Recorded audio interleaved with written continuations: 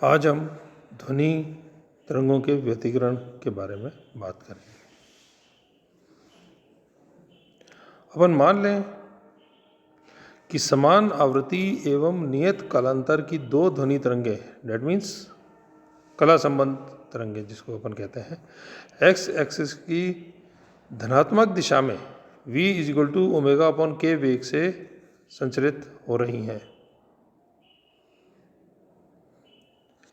तो इनके समीकरण होंगे y1 = a1 sin ωt - kx और y2 = a2 sin ωt - kx plus phi. यहाँ पर a1 और a2 जो है वो तरंगों के आयाम है।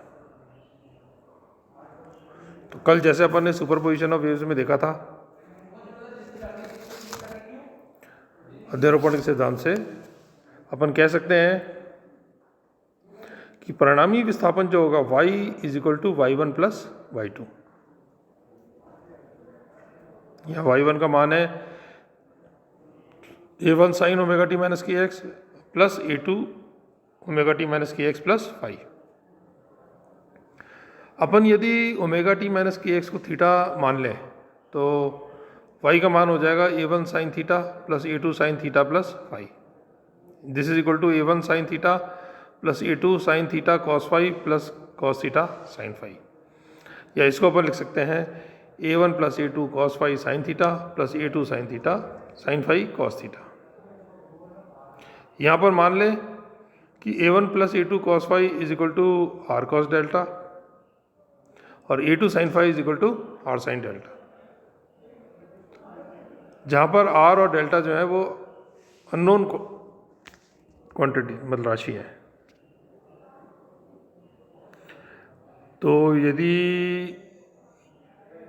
तो अब y का मान हो जाएगा, यदि इन मानों को अपन रखें तो y का मान हो जाएगा a1 plus a2 cos phi की जगह अपन ने रखा r cos डेल्टा, तो y का मान हो जाएगा r cos delta sin theta plus r sin delta cos theta. और इसको अपन लिख सकते हैं sin a cos b plus cos a sin b के हिसाब से, this is equal to r sin theta plus delta.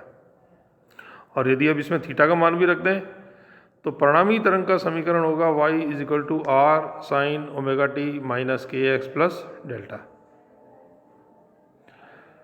तो इस समीकरण से स्पष्ट है कि परिणामी तरंग की आवृत्ति उसके घटक तरंगों की आवृत्ति के समान होती है, परंतु इस तरंग का आयाम r तथा कला ωt - kx प्लस डेल्टा क्रमशः उसके घटक तरंगों के आयाम एवं कला से भिन्न होते हैं।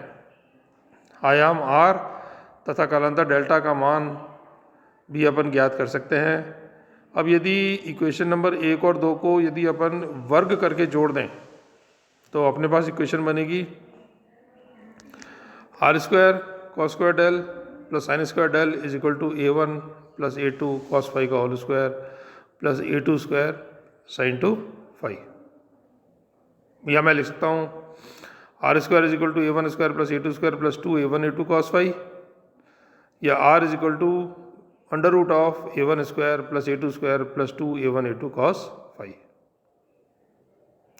अब चूंकि अपन जानते हैं ध्वनि तरंगों की तीव्रता उनके आयाम के वर्ग के अनुक्रमानुपाती होती है, इसलिए मैं कह सकता हूँ कि परिणामी तीव्रता होगी वो होगी I = I1 plus I2 plus 2 √I1 I2 cos phi. अब अपने पास दो तरह के व्यतिकरण हैं, संपोषी और विनाशी। तो संपोषी व्यतिकरण की अवस्था में जबकि फाई का मान हो 0, 2 पाई, 4 पाई या 2n पाई यानी पाई का समगुणज हो, तो दोनों तरंगें समान कला में हों तो cos फाई का मान होगा +1, तो जिससे r का मान जो है वो अधिकतम होगा। तो इसको अपन लिख सकते हैं r is equal to r maximum which is equal to a1 plus a2, तथा परिणामी तीव्रता I maximum is equal to I1 plus I2 plus 2 √I1 I2। या मैं कह सकता हूँ कि I maximum is equal to a1 plus a2 का होल स्क्वायर प्लस, और इसका मान होगा this equal to √I1 plus √I2 का होल स्क्वायर। अतः जब किसी स्थान पर दोनों तरंगें समान कला में अध्यारोपित होती हैं तो परिणामी तीव्रता तथा आयाम अधिकतम होते हैं। इस अवस्था को अपन संपोषी व्यतिकरण कहते हैं। विनाशी व्यतिकरण की अवस्था में जब फाई का मान हो pi, 3 pi, 5 pi that is equal to up till 2n+1 pi, यानी पाई का नियम गुणज हो, तो दोनों तरंगें विपरीत कला में अध्यारोपित हों तो cos फाई का मान होगा -1, तो जिससे r का मान न्यूनतम होगा, that is r is equal to r minimum which is equal to a1 minus a2, और परिणामी तीव्रता तो होगी वो i is equal to i minimum which is equal to i1 plus i2 minus 2 under root i1 i2, या which is equal to a1 minus a2 का whole square, या इसको अपन लिख सकता हूँ मैं under root of i1 minus under root of i2 का होल स्क्वायर।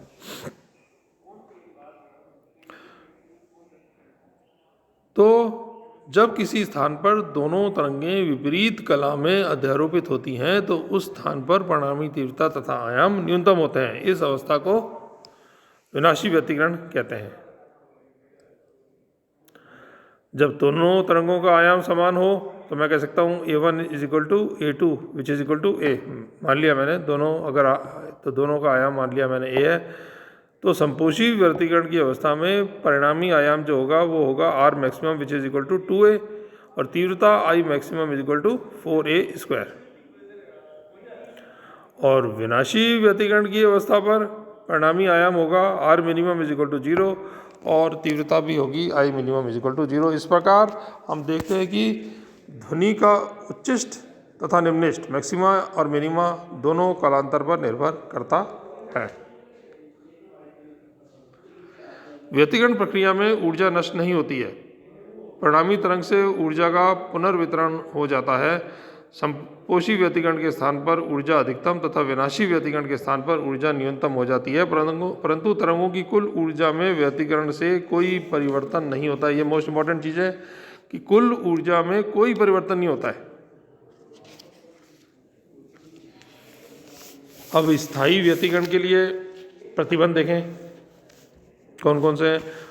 दो तरंगों के अध्यारोपण के पश्चात स्थायी व्यतिकरण की घटना प्रेषित होने के लिए निम्न प्रतिबंधों का पालन आवश्यक होता है।